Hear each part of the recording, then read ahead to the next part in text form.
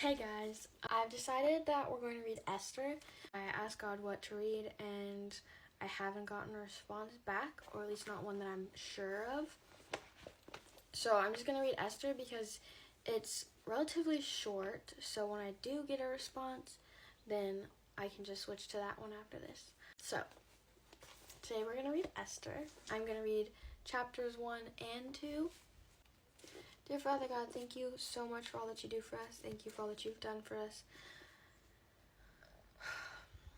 Please give everybody peace. The world's really crazy right now, and whether we see it or whether we don't, we know that it's there.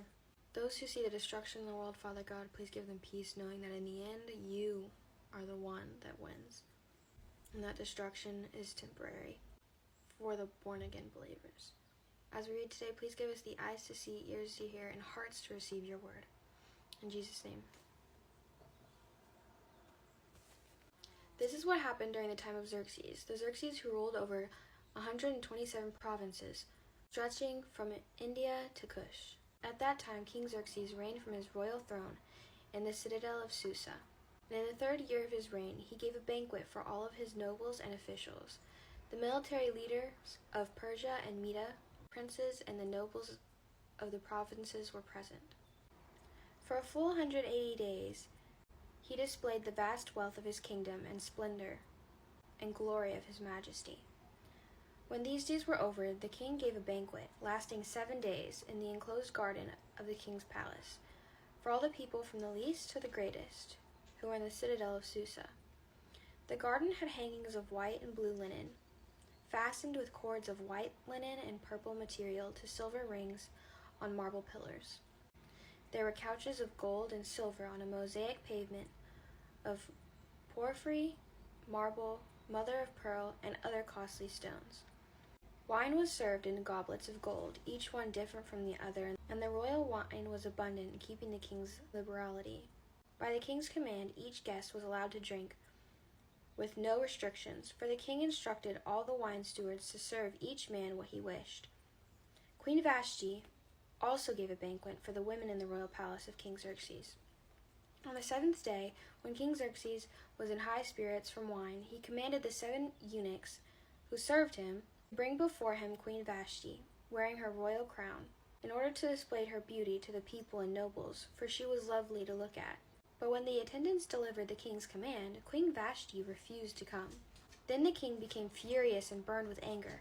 Since it was customary for the king to consult experts in matters of law and justice, he spoke with the wise men who understood the times and were closest to the king: Karshena, Shethar, Edmetha, Tarshish, Marsina, and something, the 7 nobles of Persia and Media, who had special access to the king and were highest in the kingdom. According to the law, what must be done to Queen Vashti? He asked. She has not obeyed the command of King Xerxes that the eunuchs have taken to her. Then Memucan replied in the presence of the king and the nobles, Queen Vashti has done wrong, not only against the king, but also against the nobles and the peoples of all the provinces of King Xerxes.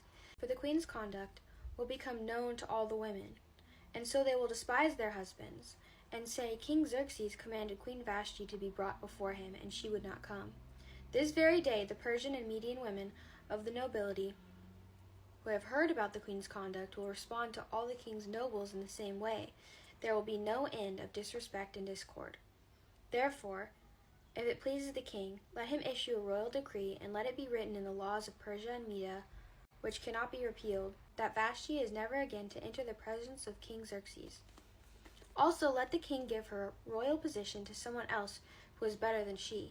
Then when the king's edict is proclaimed throughout all his vast realm, all the women will respect their husbands, from the least to the greatest. The king and his nobles were pleased with this advice. So the king did as Memucan proposed. He sent dispatches to all parts of the kingdom, to each province in its own script, and to each people in their own language, proclaiming that every man should be ruler over his own household using his native tongue. Later, when King Xerxes' fury had subsided, he remembered Vashti, and what she had done, and what he had decreed about her. Then the king's personal attendants proposed, Let a search be made for beautiful young virgins for the king. Let the king appoint commissioners in every province of his realm to bring all these beautiful young women into the harem at the citadel of Susa. Let them be placed under the care of Haggai, the king's eunuch, who is in charge of the women, and let beauty treatments be given to them. Then let the young woman who pleases the king be queen instead of Vashti. This advice appealed to the king, and he followed it. Now there was in the citadel of Susa a Jew of the tribe of Benjamin named Mordecai, son of Jair, the son of Shimei, the son of Kish, who had been carried into exile from Jerusalem by Nebuchadnezzar, king of Babylon.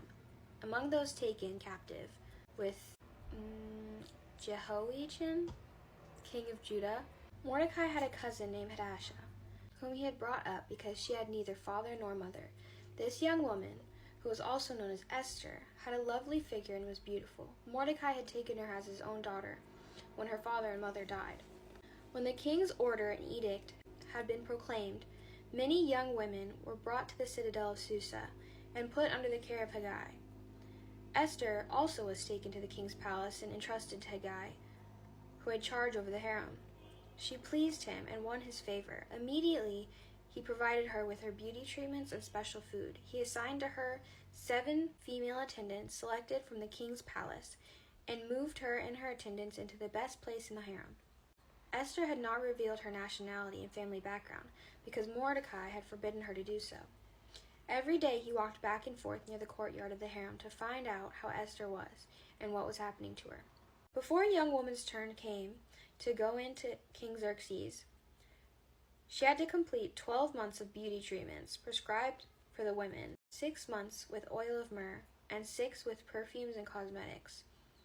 And this is how she would go to the king. Anything she wanted was given her to take with her from the harem to the king's palace. In the evening she would go there, and in the morning return to another part of the harem, to the care of Shazgaz, the king's eunuch who was in charge of the concubines.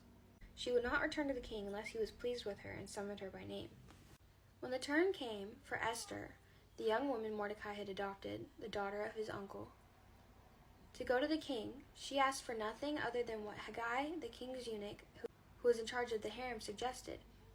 And Esther won the favor of everyone who saw her. She was taken to King Xerxes in the royal residence in the 10th month, the month of Tebeth, in the 7th year of his reign. Now the king was attracted to Esther more than to any of the other women, and she won his favor and approval more than any of the other virgins. So he set a royal crown on her head and made her queen instead of Vashti.